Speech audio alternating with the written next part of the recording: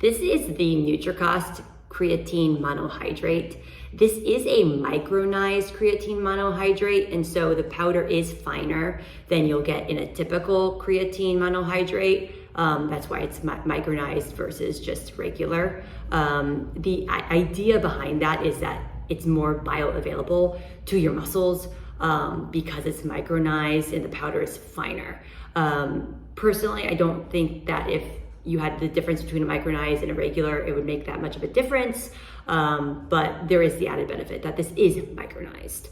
And so there is 5 milligrams per scoop is the suggested serving size.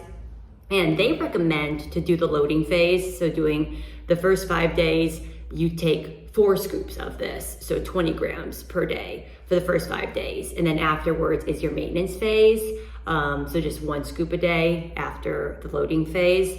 The idea is just to get the saturation of water in your muscles really quickly in the loading phase by taking more. I did not do the loading phase. You don't need to. It just takes longer to get that saturation in your muscles if you don't do the loading phase. And so it could take a full 30 days to do that.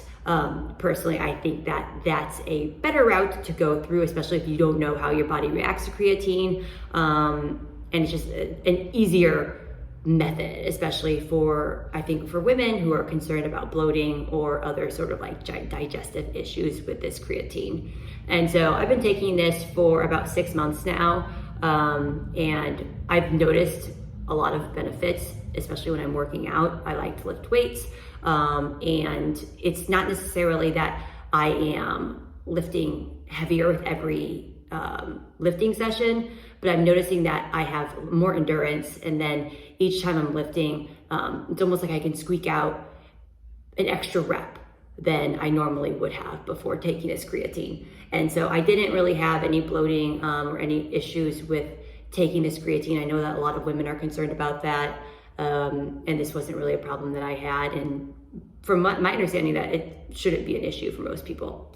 And so I just want to show you what it looks like when you mix it with water. So this is the unflavored, and there's 100 servings here, so it's pretty good value. So here is the scoop of the powder, and you can just mix it with water. It really doesn't matter how much water you mix it with. Give that a good stir. Doesn't take very much stirring until it's ready to go.